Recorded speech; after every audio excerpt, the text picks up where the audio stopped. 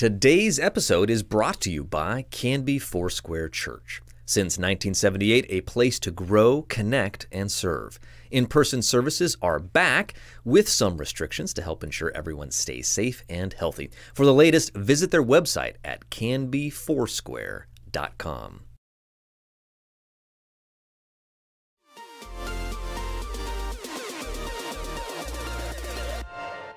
Welcome to Now Hear This Canby, your source for news. The threat of a possible teacher strike was avoided this week. There's a new, irresistibly cute creature winning over fans, and its name is Scootaloo. Sports? It's like Lucy in the football. You want to kick a field goal, if they take it away from you. We had to learn how to win. Goal can't be in the last second of the game! And interesting conversations. Because I'm one of the strongest girls ever, and I know that for a fact. I just really enjoy writing gossip as if I was a bear. With an old maid daughter that make the best moonshine in the coast. And if it would have hit me in the face, I think I would have died. I really do. I guarantee you would have died, man. Are you kidding me?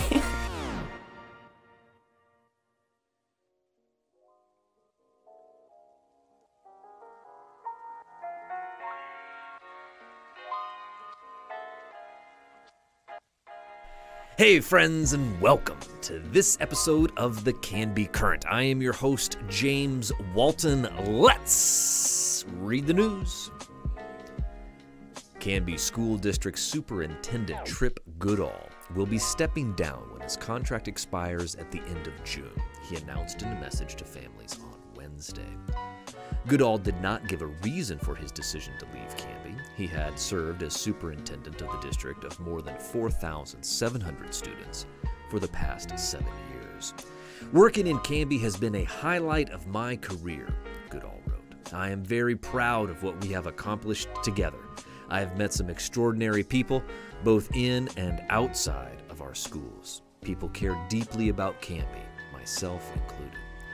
He went on to say he has appreciated the encouragement, advice, and support many district families had extended over the past 7 years. I simply want to say thank you, Goodall said. I have enjoyed being your superintendent in ways you probably do not know. Thank you, community members, parents, students, and staff. Your advocacy for our students and for the district has made all the difference. Canby is a community that shows time and again a strong commitment to its youth. For that, I will be forever grateful and proud of my time at Canby.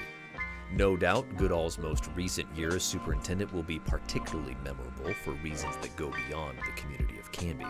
Like all school officials and staff throughout the state, Goodall and his team have had to contend with the previously unimaginable challenges of the coronavirus pandemic, which forced students out of public school classrooms for almost a full calendar year.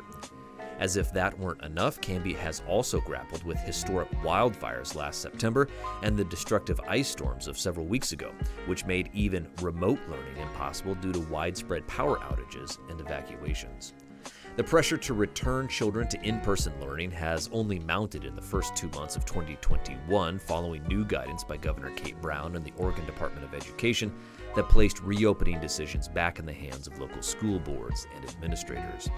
The district, and sometimes Goodall himself, have been targets of criticism by some parents and community members who feel they are moving too slowly and incrementally, making themselves heard in public comments at school board meetings and the Facebook group Open Canby Schools, which demands an immediate reopening. Just this week, the Canby School District welcomed back its youngest students for a hybrid schedule offering 2 half-days of in-person learning each week, which critics say is not enough.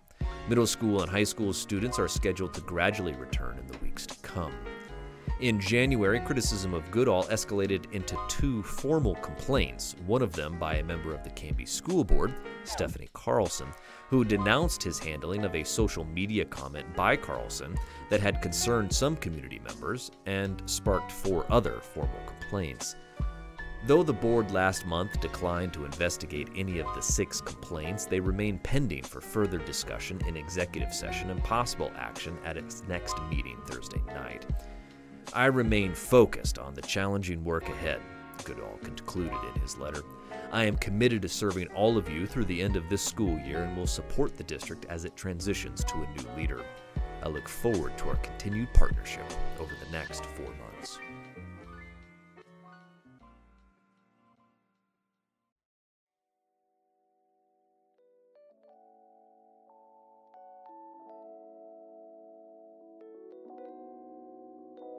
Oregon, along with the 3 other members of the Western States Scientific Safety Review Work Group tasked with reviewing COVID-19 vaccines to ensure safety, has approved a 3rd vaccine produced by an American pharmaceutical company, Johnson & Johnson, for emergency use. In a press conference, Governor Kate Brown and the 3 other state leaders said the group completed its review of the new vaccine Tuesday night, determining it is safe and effective. The Johnson & Johnson vaccine is the 3rd immunization for the novel coronavirus to be sanctioned in Oregon. However, unlike the first vaccine produced by Pfizer, Johnson & Johnson's does not have to be stored at ultra-cold temperatures, although the FDA recently relaxed its guidelines in that regard. And most critically, the new vaccine requires only a single dose. Both therapies previously approved for emergency public use required 2 doses for full efficacy. At least 34,000 doses are expected to be delivered to Oregon later this week, Brown said. After thorough scientific review by doctors and health experts, we now have 3 safe and effective vaccines available for Oregonians, the governor said in the joint statement. And because the Johnson & Johnson vaccine can be stored in standard refrigerators and vaccinate individuals in a single dose, it gives us the ability to vaccinate even more people. We will work to distribute vaccines as quickly and equitably as possible as we move forward to vaccinate seniors, people with underlying health conditions, frontline workers, and all Oregonians. It's not clear if the news will move up the schedule announced by Brown last month, which had targeted July 1st as the date by which the vaccine would be available to all adults who want to take it. The United States has been following a similar schedule until this week when President Joe Biden moved the country's timeline ahead 2 months because of the additional supplies promised by Johnson & Johnson.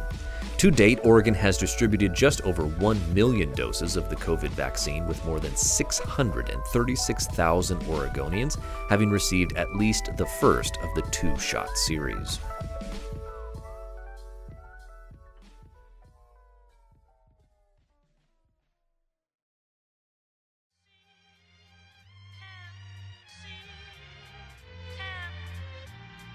The Green Planet, a small chain of marijuana retail dispensaries with locations in Milwaukee, King City, Beaverton, and others, has opened their newest store at the former Topo Hill restaurant between Canby and Aurora.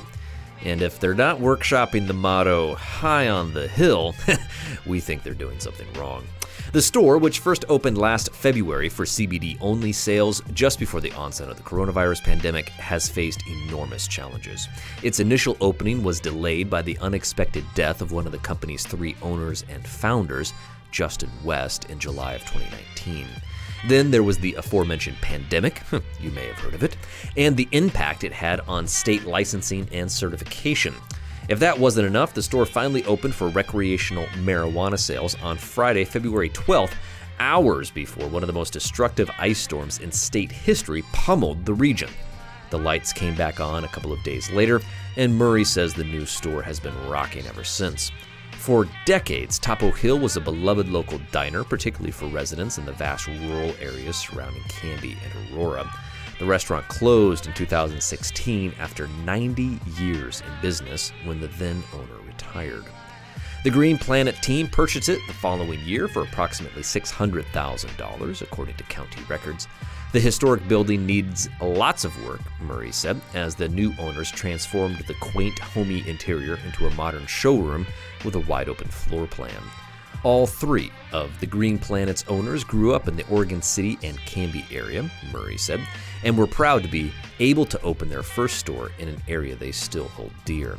But for this particular location, West and Murray have an even more personal connection. "My late husband and I had our first date there," she said.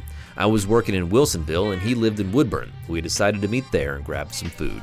That was over 20 years ago. Opening this store without him was bittersweet," she admitted. "He was alive when we purchased and completed the renovations," she said, "but the OLCC took longer than we hoped and I had to open it without him. I hope he's proud of me. We should have been able to be there together." Murray said the Green Planet strives to offer an atmosphere for both customers and employees that is welcoming and safe for all. It's not just a business to us, she said. It's a family. We're all co-workers in this company. No one stands above any other. From the bud tenders to the managers to the corporate staff and to the owners, where we go together, and we all help each other out. The Green Planet Canby is located at 25496 South Highway 99E and is open from 8 a.m. to 10 p.m. daily.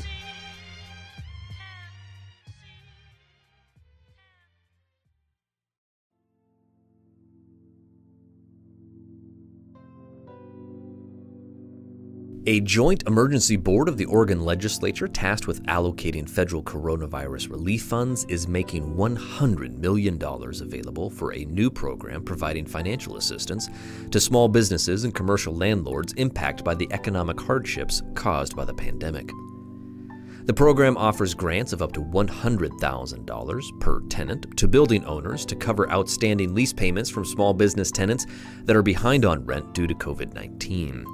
The landlord must agree not to evict the tenant for 6 months and waive any rights to collect outstanding penalties or interest or enforce eviction clauses related to the delinquent lease payments between March 1st, 2020 and February 28th, 2021. This new funding comes at a critical time to bring small businesses out of accumulated debt caused by the pandemic, Business Oregon Interim Director Chris Cummings said in a press release. With improving COVID-19 numbers and us all doing our part to curb the spread, we can get businesses operating again. This program lets them get going with less weight on their shoulders. The program is intended to help small business tenants that have 100 or fewer employees. The agreement will include additional protections for tenants such as non-eviction clauses and a waiver of penalties and interest. The program will open for applications on Monday, March 8th. Both the business tenant and the property owner will need to participate in the application process and sign the grant agreement, but the initial application needs to be completed by the landlord. The application period will also be open for 2 weeks with eligible submissions chosen by a lottery system that will ensure geographic distribution across all regions of the state. The program is split into 2 rounds, with the first $50 million being allocated in the application period that opens next week. The remaining funds will be used in an additional application period that opens in late April. Unsuccessful but still eligible applicants from the first round will automatically be considered in the second round, as will any new round 2 applicants. This is the 7th COVID-specific program Business Oregon has implemented to help small businesses navigate the impacts of the pandemic.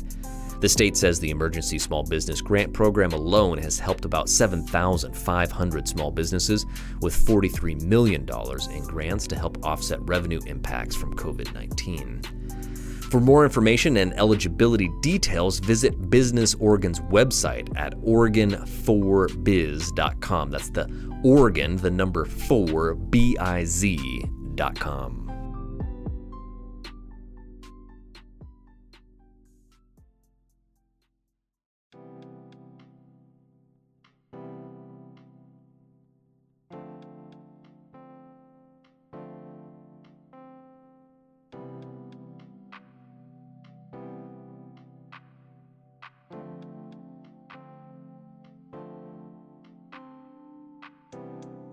For many residents within Canby city limits, the 2-day blackout was more than enough. But if not for a quirk of city planning, a little luck, and a lot of hard work, it might have taken days longer.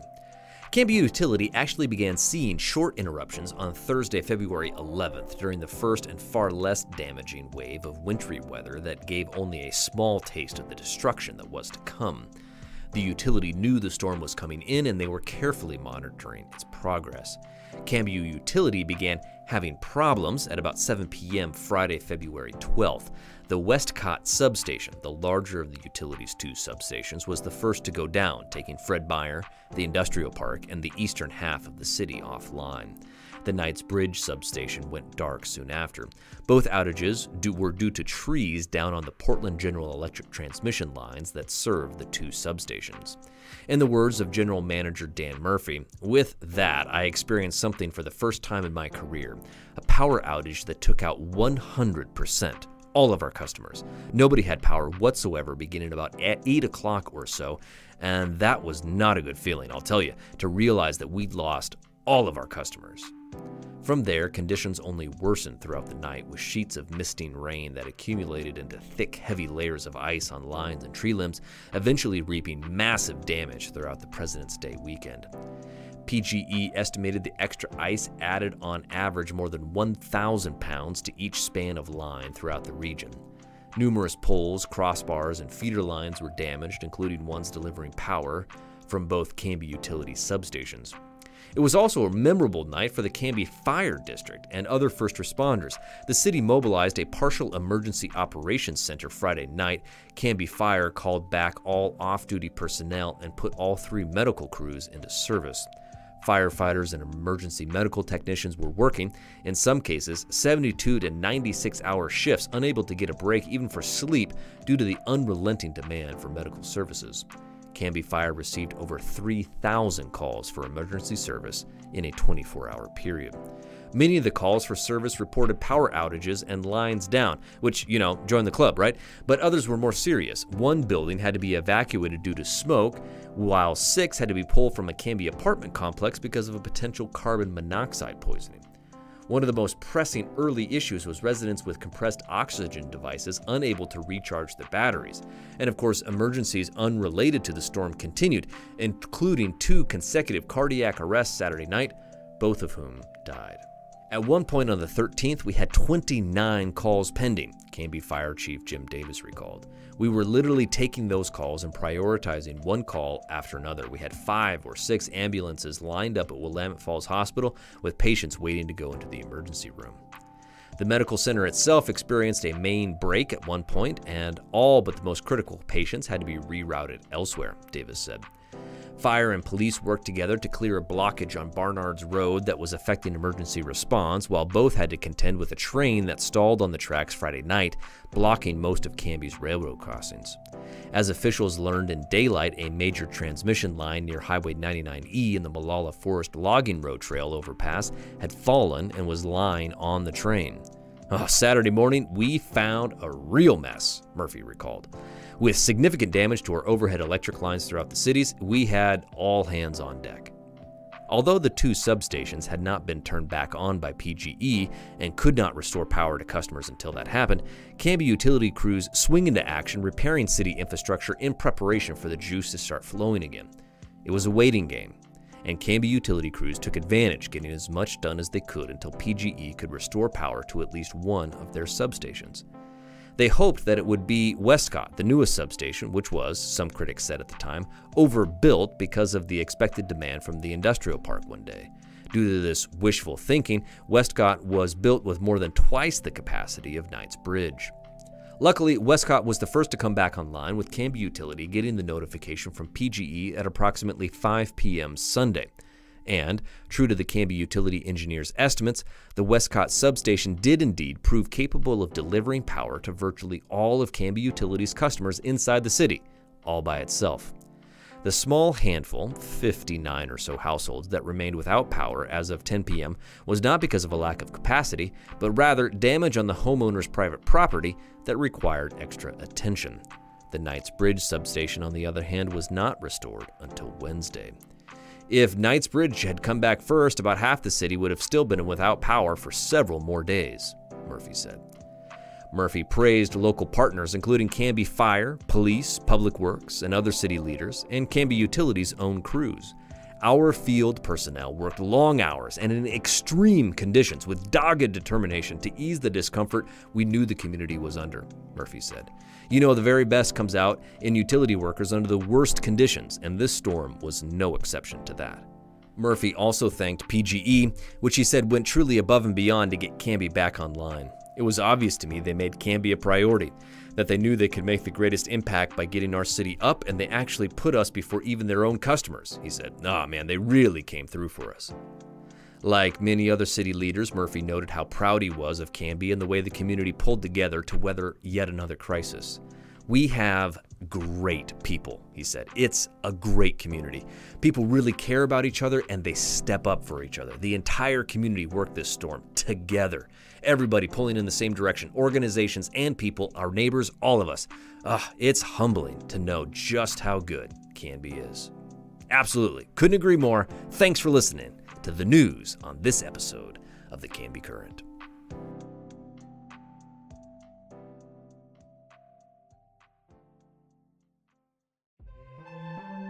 Stay connected to what matters most this winter with unlimited high-speed internet from DirectLink. While things may look a little different this year, as we all work together to keep everyone as safe and healthy as possible, you can be confident that DirectLink's reliable network will keep your video calls, Snapchats, stories, and photos crystal clear and at your fingertips whenever you need them. In 2021, DirectLink is thankful for all of their amazing members and is proud to be your local internet, video, and voice provider for over 116 years.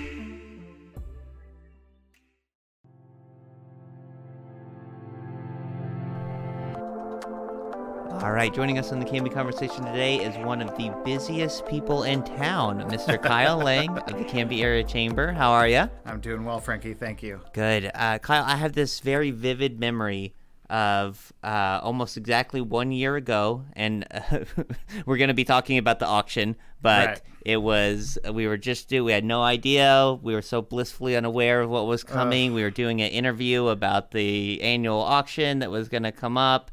It was just around the corner, and it was, I mean, looking back, I think it was just like a week or two before everything started going nuts. We're now 1 year into this pandemic, which obviously has been a public health thing, but has had such an impact on businesses, particularly small, local, and independent businesses, of which you work with quite a bit. Yes. How are you doing after a year of this? How are you feeling when you reflect just what things go through your head? How are you holding up? Well, I mean, it's a complicated question, right? So I'm a father of a school-age child. I'm the executive director of a business membership organization. I'm an extrovert with introvert tendencies. So on multiple levels, some is really great. There's been so many blessings that have come out of this last year. And there's been so many challenges that have come out of this last year that it's almost hard to puzzle out. Yeah.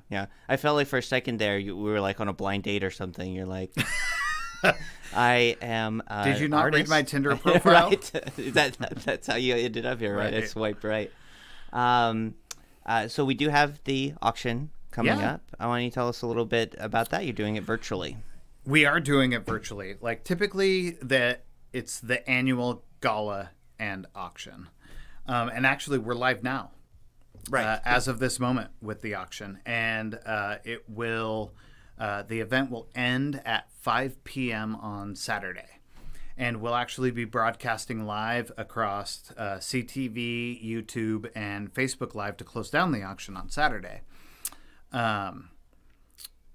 But yeah, it feels a little interesting to not have the kind of the pomp and circumstance of the gala portion, and to just have the auction portion. You had to keep your costume trunk closed for another year, or that's what the broadcast on Saturday is about. At 4 p.m. We'll get to that. We'll broadcast from 4 p.m. Yeah, and I actually have two.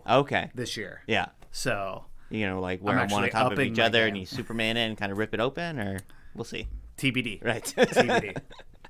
Right. Yeah. Just make sure you don't get confused where you wind up with just your bare chest and like, wait, I forgot to put it on. Exactly. So tell folks what that is canceled. About. Right. They're all getting canceled. Right. So tell folks what that is about, the close. It's going to be broadcast through CTV. Yeah, so we'll go live across CTV5 here in the community for those who have Direct Link or Wave. And then we'll be on Facebook Live and YouTube Live at the same time. And that broadcast is sponsored by Diane Harbeck and Bobby Bryan of Better Homes and Gardens. Mm-hmm. Wonderful. And so they'll join me on camera. We'll talk about what's still up for grabs. We'll talk about our sponsors, and we will give out our President's Award and our Community Caring Award. Awesome. At that time, because that's an annual tradition that we really didn't want to get lost in not having the gala. Yeah. Was to say thank you and to recognize those people in our community that have stepped up and gone above and beyond in this last year. It felt specifically important to do that this year. Yeah, absolutely. As far as that award goes, and also just the getting donations and sponsors, I imagine that must have been a little having seen so much of the challenge that folks are under, and I'm sure you were obviously very sensitive and whatnot in how you approach that, but that must have been tough. It was tough. Procurement for the auction was a sensitive situation, and so we decided actually to like pivot this year and do our 2 birds 1 stone campaign, which was for those businesses that felt like they had done well over the course of 2020. It gave them the opportunity to donate to the chamber via cash donation. And what we did is we promised to spend every single dollar in local businesses in the community. And we were going to buy gift cards from local businesses in the community and then put those gift cards in the auction and then sell those gift cards at cash value. Yeah. So basically their exact cash contribution went to a local business, but is actually also funding the chamber. So therefore, 2 birds, 1 stone. Yeah, that's awesome. So that was a way. So we spent almost $4,000 in local businesses. Wow. And supported over 35 local businesses through that effort. Yeah. And just made the cash register ring. I mean, the chamber's mission is to support the local economy and to support small business. Now, we were also kind of rewarded, and we would walk in to spend this money in local businesses, and then they would donate on top. Yeah. And kind of no matter how much you insist or, try to say, no, I'm trying to do this for you. Yeah. Their generosity couldn't be denied. So we were overwhelmed kind of by the response. Yeah. That's very cool. Can you, maybe you can't reveal, I'm sure you can't actually, the presidential awards, but can you tell us, even without naming names, or just give us a sense of some of the stories that have really kind of inspired you and encouraged you about the way businesses have toughed it out, have helped each other through this difficult year?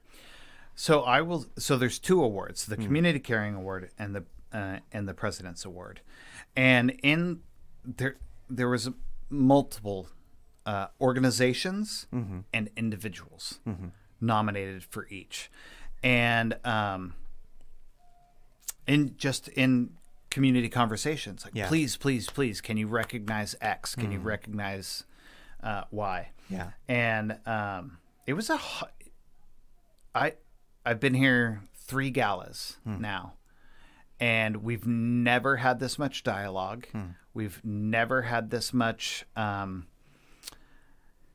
passionate advocacy for people's winning candidate as we have had this year. Right.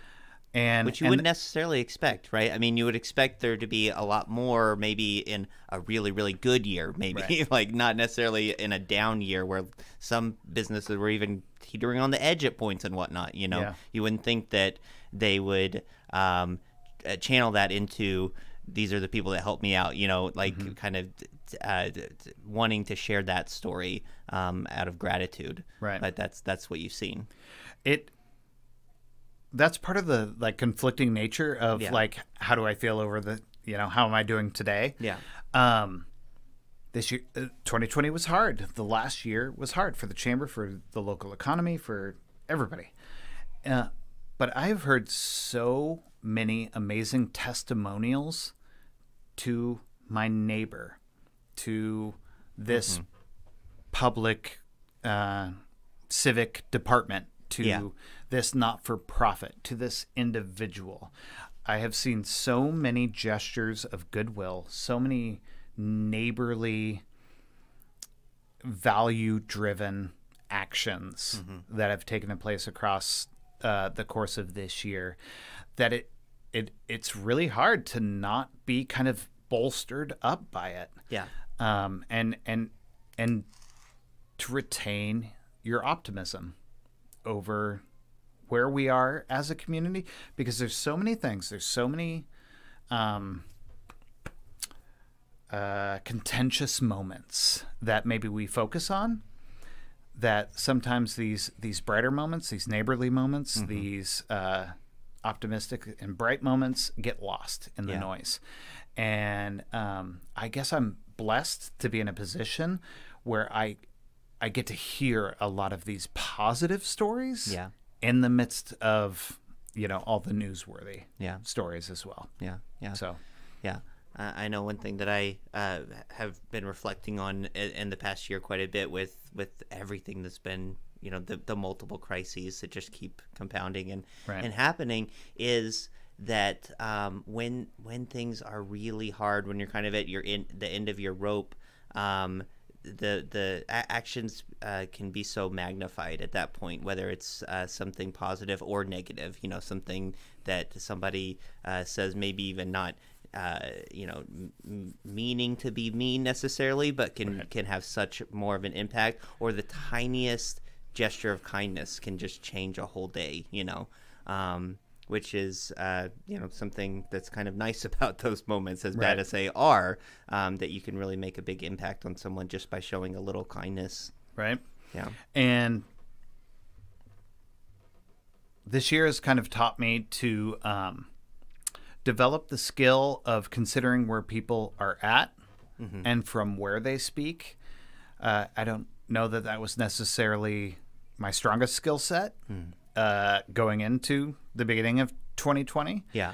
But coming out the backside and where we're at now, like, even if I encounter something that is contentious or off the cuff, or that I question whether it's positive or negative, or I feel like is incredibly negative, I kind of pause and step back for a moment and actually try and consider, from where does this person sit, and from where do they speak, and if you pause and consider that for a moment, like, a lot of times things make sense in a way that not being a keyboard warrior and responding and taking that time to ponder. It does make it easier to empathize, right, when, like, we've all just been through some stuff, like either are still going through it or have very recently experienced difficult times. It's much easier to think, I wonder if they're going through a hard day right now, as opposed to, if things are generally good, you just maybe think they're a jerk or whatnot. And really, the persistence and the fortitude of our local business owners and of our members at the Chamber of Commerce has consistently impressed me. Situations where I've really kind of, like, walked into a business being like, "Oh, are you okay?" And they're like, "Yeah, today's a new day. Yesterday was a bad day. Today's a new day. We're moving on. We're optimistic. We're turning the page and we're going." People's fortitude and persistence has our local business owners have modeled that for me. And so I just try and, like, raise myself up to it. I am the same way. Like, there have been multiple times where I've kind of come in, like, how you do, like I'm at a funeral or something, like, or like somebody's on hospice or whatnot, and they're like, where, like, that was yesterday, like, we're moving on. Carry on. Yeah, totally.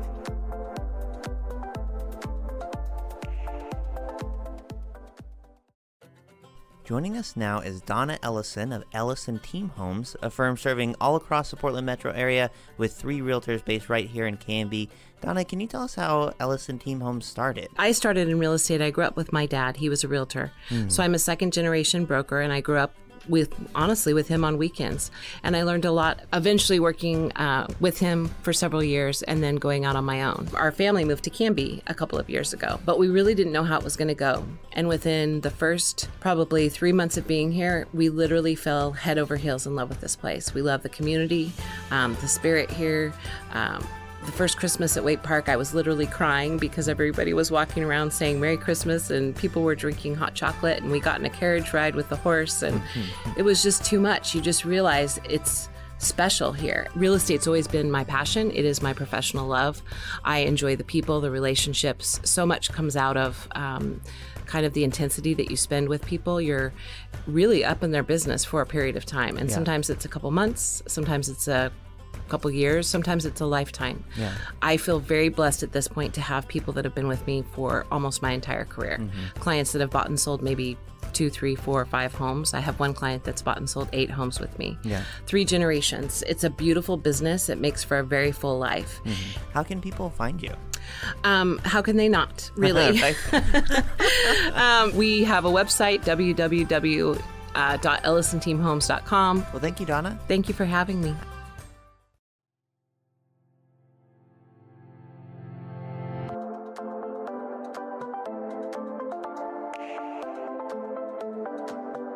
Well, that actually segues really well into what I wanted to ask you, or one thing I wanted to ask you is, do you feel, and I don't necessarily want to compare, look how great this is or whatever, but looking at other communities, do you feel like Canby has weathered this difficult time economically, maybe better than others, maybe better than you would expect? It's obviously not, not to say it has not been hard. Obviously, it has been for many businesses, but we didn't really lose a lot of businesses. A few that did close were not necessarily 100% related to the pandemic. They had other reasons for doing that, or just retiring, things like that. Right. You can't necessarily say that it maybe bumped up a time frame of a retirement, but they were already on the road to retirement. Those kinds of things. Right. And really on whole, we still got all our restaurants, all those kinds of things. Right. A lot of other communities can't say that. So do you feel like Canby has done maybe on par, better than maybe some others, or better than you might expect? And if so, why? First off, absolutely. Yeah. We've done better. Yeah. I think so too. I'll just say, that's kind of why I asked that. I don't want to be like, no, Canby's terrible. All right. And I am a perpetual optimist, so that never probably would have been my answer anyway. But I do talk to a lot of other chamber directors, and I'm a member of professional associations, and Facebook groups with other chamber directors, and it's been much more grim in other communities. Much more grim. There's a lot of different narratives happening out in the world that are wildly different than what's happening in Canby. We are very fortunate in Canby. The ability to live in Canby. Housing is at a price point in Canby that usually connotates a type of job, a level of position within your work-life cycle that is generally pretty secure. We have a lot of commuters, which means that they can telecommute, which actually retains them in our community. Instead of driving out of our community, they're now working from home and actually spending their daytime dollars in the community, as opposed to spending it to where they would normally physically commute. Yeah, that's a really obvious thing that I never thought about until right now. Right. Yeah. About 3/4 of working adults in Canby commute outside the community. Right. And so if they're not, before the pandemic, if they're telecommuting, they're staying at home. Yeah. Which poses its own challenge. Yeah. But it's different. And so we've retained a lot of these folks in the community, and they're also they've stayed working for the most part. Not to say that there's not a different narrative. For the most part, they've stayed working, which means that they have expendable income because they're not traveling. They're not doing some of these, they're not paying for gas, so they maybe can support a local restaurant or support a retail store. So, I mean, just kind of the demographic makeup of our community has kind of insulated us from the worst possible consequence of this last year. And we're very, very fortunate because I have active relationships with chamber directors from communities that look differently than us. Yeah. That can't tell that same story. Yeah. And communities go through different cycles, up and down. And I feel like timing wise, we were kind of on that upswing to where if we had been maybe at a peak, maybe a little in terms of our businesses, maybe a little overbuilt than maybe we should have, it might have been a little bit worse than things maybe being even a little bit less than the businesses we needed when an economic downturn hits. That's kind of where you want to be, actually. Yeah. So, I mean, honestly, like within probably the last 3 weeks, I've had 3 conversations with 3 different businesses that want to locate in Canby. Awesome. Some they're very early on. These are very preliminary. Yeah. But one's a hospitality, one's a retail, and one's an industrial. Wow. And we're seeing a lot of industrial movement across county lines. They see Clackamas County as a friendlier metro urban, suburban location for them to locate their businesses. The momentum of our downtown maintains.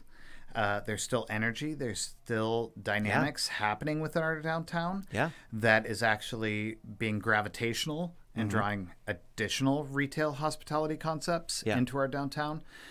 So, I mean, I receive active calls of people that, and I think because of COVID, we actually have a pent-up entrepreneurial demand. That people are looking to fill. They see that opportunity, and so I think we're gonna. I think our bounce out of COVID. I'm optimistic about. That's all I'll say about it. But, I'm optimistic about how quickly we'll bounce and how far up we'll bounce. Well, obviously, you're an optimist, as you said now several times. In your conversations with local businesses, are you feeling a sense of optimism or hope as well? I mean, it feels like if you look at the numbers, if you look at the things, we recently, actually for two straight cycles now, Clackamas County has moved upward in the state's risk assessment framework. Don't know if that'll necessarily go 3 for 3, but we're much better than we would have expected. That's apparently where my optimism ends. But better than we would have expected a month ago. And at if any we can rate, hold here, the numbers are going down, vaccines are going up. So are you feeling that from businesses? Or are they just at the point where we're not going to make predictions because of the year we just had? Nobody makes predictions. Right. Nobody does that anymore. Nobody is Nostradamus. But yes, it's helped that it's been really sunny out. I mean, honestly, like I've literally talked to people that is like the sun helps me. So it's helped that we've had these kind of positive movements, and it's like the weather's been great, and also again just that ice storm and how how crises do kind of change our people perspective have a little power bit. And internet at their house. I mean, the when world you're coming, seems great right when now. the bar is that low that like you flick the lights and they come on and you're so psyched about it. Yeah, totally. It's easy to be in a good mood.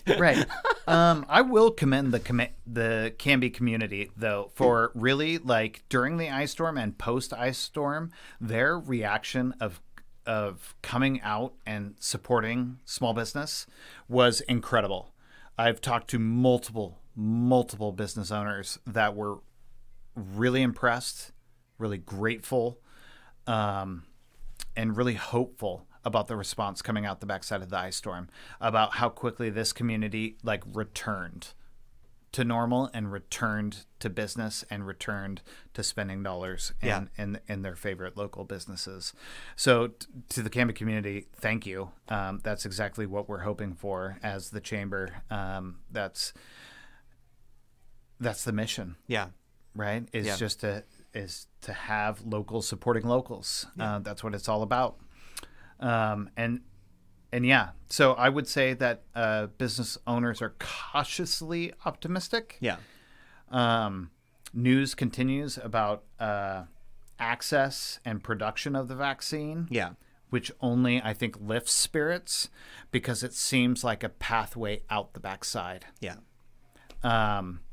So as long as production and distribution continues and cases continue to diminish, yeah, and the talk of a regular school year in the fall continues and persists, yes, business owners are optimistic. Yeah. Yeah. With new challenges, but optimistic. Yeah, I mean, there was uncertainty with the vaccine, right? It's a completely new vaccine, period. It's a new kind of vaccine. You know, Right. we've never had an mRNA vaccine before. I am not a scientist. I have no idea how 95% I was an English effectiveness major, so don't ask me an 92% effectiveness or what Right. that even means. Right. Like, does that mean the other 5% die? I don't know. Like, Right.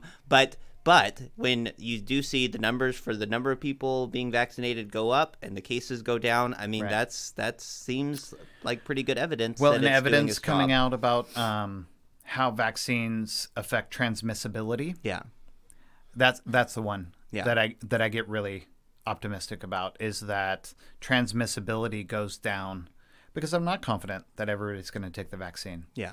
But if we can reduce transmissibility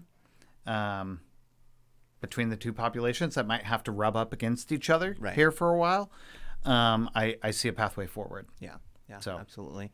Well, my last question is a big one. Oh, So yeah. get ready.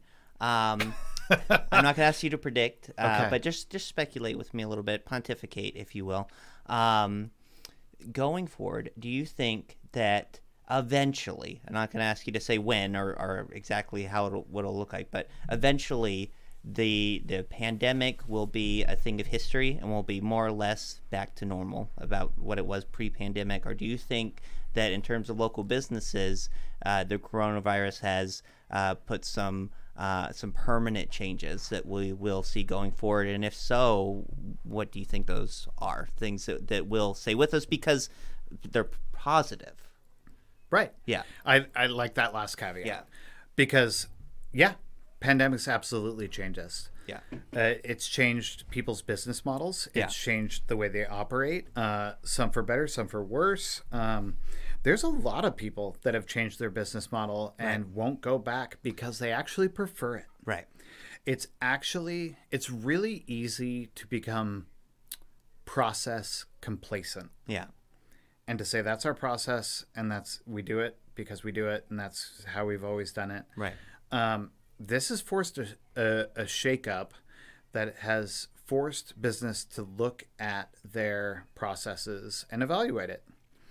And not all of them will be permanent. Not all of them were positive. Not all of them were negative. Yeah. So it's fundamentally changed us and changed the way that business operates. It'll be really interesting to see what, we've talked about telecommuting for a long time. Yeah. And there's been a lot of organizations that have been really reluctant to kind of adopt it as a policy. Mm-hmm. Well, we've just lived through a year of it. And from major tech companies to small offices, there's been plenty of companies that have remained profitable, remained functional, remained operable out the backside of this. Yeah. And so, that's just one issue. So what does that mean in terms of commercial office space? Yeah. Right? We don't know the impacts and the implications of some of the issues that we're just now kind of teasing our way through. So, there will be permanent impacts out of this. And there will be losses, but there will be gains too. Yeah.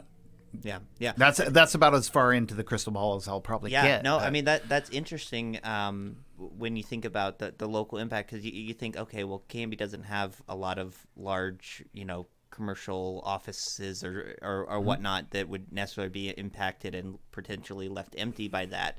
But what you were talking about a little bit earlier, if Canby's less of a bedroom community because they're not in Portland or Beaverton at their offices, that is something that, definitely changes the outlook of Canby businesses going forward for a long time. Exactly. I mean, if we don't have people commuting outside the community, like what do they do with their daytime dollars? That's actually a huge benefit to our retail, our grocery, our hospitality, our coffee, our, but it also changes the face of childcare and educate, none of the issues that the chamber faces are simple. Yeah. Which is why we want to have relationships with the city and the school district and not-for-profits and businesses, because you pull one thread in this giant woven tapestry of a community that we work in, and you don't know where that thread's going to go. Yeah. There's no easy answers, and we're here to puzzle it out with everybody. But it's too early to know yet. Yeah, absolutely. Well, we'll see. We'll be here for it. Kyle Lang, thanks so much for your time today. Thank you for having me. Before you go, you want to shout out the auction one more time and let folks know how they can check out what's going on there? Absolutely. So the Canby Chamber auction is live now, and it is live till Saturday at 5 p.m. To take a look at what we have to offer, if you just text the word Canby to the number 71760. Whoa, that's super cool. You will get a web link right there, and you can log on and fill out your profile, and you'll get a bidder number, and you'll be able to browse and support local business, support the Canby Chamber, support all the things that we do. And thank you for being a member as well, Frankie. Oh, yeah, absolutely. Yeah, we love having you. Yeah. And yeah, that's what we got going on right now until Saturday. Oh, and join us on Facebook, YouTube, or on CTV5 at 4 p.m. on Saturday. If for no other reason than to see what this guy is wearing. So right. All right. Kyle, thanks again. Take care. Stay safe. Thank you.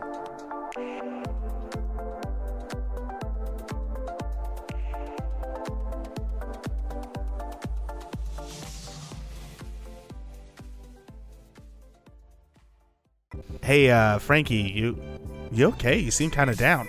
Yeah, I'm just bummed. Miss going to the Wild Hair. I know you can still get takeout and all, but it's just not the same. You know they're open again, right? What? Yeah, they've been open for a while now. Don't you cover, the news? Hey, I'm only human, okay? Okay. Well, I can tell you that the Wild Hare and their amazing staff are thrilled to be open again for delicious meals and fun times. They are strictly following all the recommended safety guidelines, and they have the only covered outdoor patio in Canby, with lots of tables spaced 6 feet apart and umbrellas also spaced 6 feet apart, and fantastic ambiance. And hey, if you're still more comfortable with carryout, they can hook you up there too. Find their menu and other information online at thewildhairsaloon.net or check them out in Canby and Oregon City. And anything to add, Frankie? Frankie? Oh, I guess he left. God, he must have been really hungry. Now Hear This Canby is produced by me, Tyler Clausen. Our content director and star reporter is Tyler Frankie. And of course, our show is edited by Cameron Clausen. We also feature the vocal talents of Joy Struby and James Walden, so a round of applause to them. The song that you're hearing right now is Canby by singer-songwriter Olivia Harms, used with her permission. To find more work from her, you can visit her website olivia13.com. Now Hear This Canby is dedicated to preserving independent local journalism and redefining local news with our fun, fresh, and energetic brand of storytelling. Our sincere thanks to our local sponsors who make this show possible. Please show your appreciation by supporting the small businesses who support us. The production of Now Hear This Studios, Canby's locally owned, full-service audio, video, and media production company. Our mission is to produce the best content in the universe, and we'd love to help you do it. Find us online at nhtstudios.com.